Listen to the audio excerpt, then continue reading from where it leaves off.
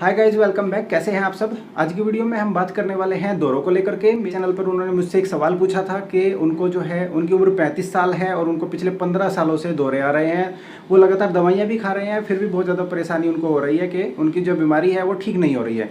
वो चाहते हैं कि कोई ऐसा ट्रीटमेंट, कोई ऐसा तरीका बताया जाए जिससे वो ठीक हो जाएँ। तो देखिए, इसमें दौरों में जो है कुछ चीज़ें समझनी बहुत ज़रूरी है। हम दवाइयों के बारे में भी डिस्कस करेंगे। उससे पहले मैं आप लोगों को कुछ बताना चाहता हूँ कि देखिए, दौरे जो होते हैं हमें कैसे आते हैं, क्यों आते हैं। हमारे जो ब्रेन है उसमें अरबों खरबों न्यूरॉन्स, मतलब बहुत छोटी छोटी जो सेल्स होती हैं ब्रेन की, वो न्यूरॉन्स मिल करके उनकी जो एक्टिविटी है, उनके अंदर इलेक्ट्रिकल चार्जेज होते हैं।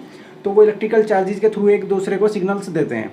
जब उनकी इलेक्ट्रिकल एक्टिविटी बढ़ जाती है, यहाँ पर देखिए आप, ये दिखाया हुआ है कि ये जो एक प्रकार का करंट इनके अंदर से बहता है, जब ये करंट ज़्यादा भारी मात्रा में बहने लग जाता है और रीसर्किट होने लग जाता है, बार बार सेम प्रक्रिया, सेम जो है प्रोसेस होने लग जाती है, उस स्थिति में व्यक्ति को दौरे आ जाते हैं। एक तरीके से कहिए कि ब्रेन का जो करंट होता है, ब्रेन के अंदर का जो करंट होता है वो बहुत ज़्यादा बढ़ जाता है। उस स्थिति में व्यक्ति को दौरे आ जाते हैं। तो जो दौरों की दवाइयाँ होती हैं वो इसी प्रकार की दवाइयाँ होती है कि जो हाइपर एक्टिविटी होती है ब्रेन की, उसको थोड़ा सा कम किया जाए। दौरों की जब भी बात आती है तो मैं हमेशा अपने जो व्यूअर्स होते हैं उनको एक चीज़ ज़रूर बताता हूँ, क्योंकि ये चीज़ जो है दूसरों की जान बचा सकती है। तो सबसे मेरा वीडियो बनाने का टारगेट यही है कि किसी को उससे हेल्प मिले, सहायता मिले। तो अगर एक भी व्यक्ति की जान इससे बच पाती है तो भाई इससे बढ़िया तो बात, मुझे तो इससे ज़्यादा कुछ मिल ही नहीं सकता। खैर, आते हैं तो उस व्यक्ति को करवट से लेटाना चाहिए ताकि उल्टी वगैरह कुछ भी चीज़ उसके मुंह में ना जाए, फेफड़ों में ना जाए, और उसको जो है कुछ मुंह में उसके डालना भी नहीं है उस टाइम पे, पानी वगैरह कुछ भी। तो ये दो चीज़ों का ध्यान रखना है। अब बात आते हैं ट्रीटमेंट की। तो ट्रीटमेंट जो होता है, देखिए, इसमें कोई ऐसा फिक्स ट्रीटमेंट नहीं है। बहुत सारे लोग दावा कर सकते हैं कि मैं तो निश्चित रूप से गारंटी से ठीक कर दूंगा दौरे। तो मैं तो इस तरीका का व्यक्ति नहीं हूँ। मैं तो साइंस के हिसाब से बात करने वाला व्यक्ति हूँ।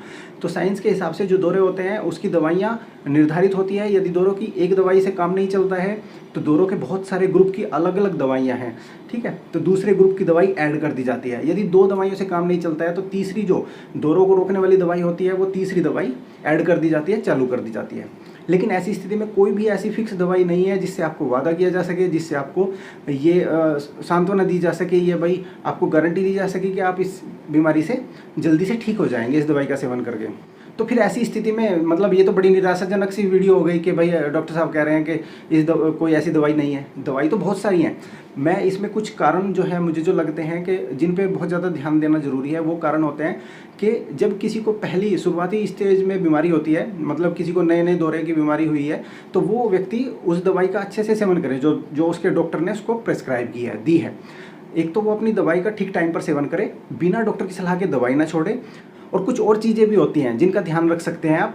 मेरे एक सीनियर फिजिशियन थे, बहुत ज़्यादा सीनियर थे और बहुत ज़्यादा रेपुटेशन थी उनकी शहर के अंदर, बहुत ज़्यादा लोग उनको फॉलो करते थे।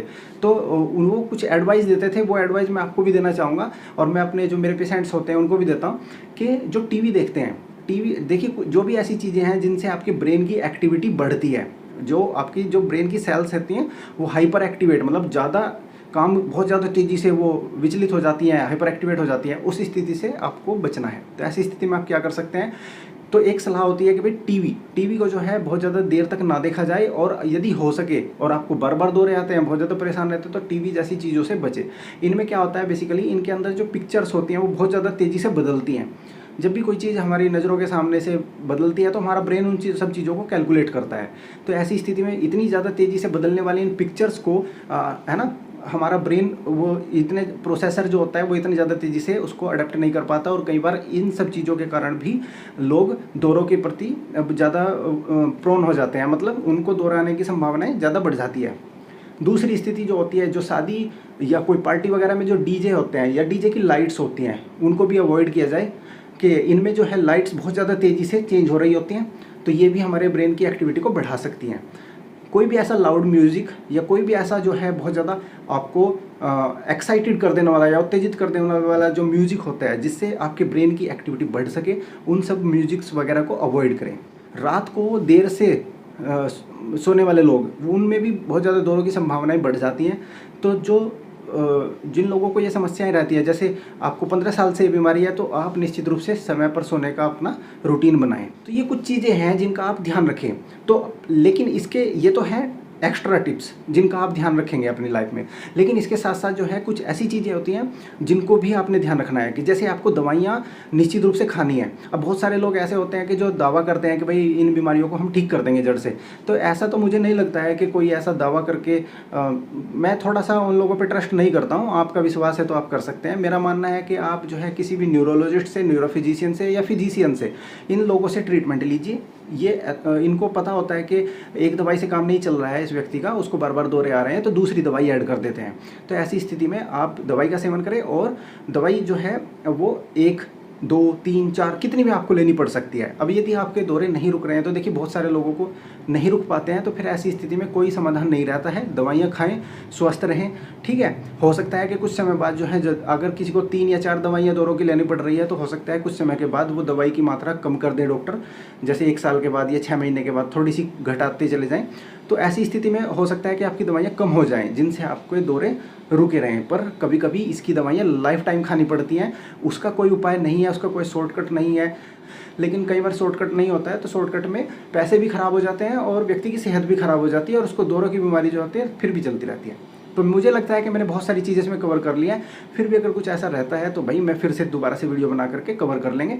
आपके जो भी क्वेश्चन है फिर भी पूछिए आप, ठीक है। और ये क्वेश्चन बहुत सारे लोगों का है, इसलिए मैंने इस पर वीडियो बनाई है दोबारा से। इसमें कोई ट्रीटमेंट मैंने डिस्कस नहीं किया है। ट्रीटमेंट आपने अपने नज़दीकी फिजिशियन, न्यूरोसर्जन, न्यूरोलॉजिस्ट से लेना है, ठीक है। तो उनसे अपनी दवाइयाँ लिखवा करके और कंटिन्यू करें, और उनको फॉलोअप में रहें। ऐसे नहीं कि आप अपनी तरफ से आपको 4 दवाइयों के नाम याद हो जाते हैं दौरों की, तो आप सोचेंगे कि अब बस इन्हीं को चलने दो। नहीं, वो आपने चेंज करवाने हैं टाइम टाइम पर मिलने में। अगर आप सही में ठीक होना चाहते हैं तो आपको कुछ ना कुछ अपनी बॉडी पर, अपने इस जो बीमारी है उस पर इन्वेस्ट करना पड़ेगा। अपने डॉक्टर से मिल करके सलाह लेनी पड़ेगी। छोटी छोटी चीज़ों को अवॉइड नहीं करना है कि तो इन सब चीज़ों का ध्यान रखें। और कोई क्वेश्चन है तो पूछ डालें। मिलते हैं फिर किसी और वीडियो में, तब तक के लिए नमस्कार। वीडियो अच्छी लगी है और आपको लगता है कि मेरे चैनल पे जो वीडियो मिलती हैं तो उससे आपका कुछ फ़ायदा होता है, तो वही चैनल पर बने रहें, सब्सक्राइब करते रहें। मिलते हैं फिर किसी और वीडियो में। नमस्कार।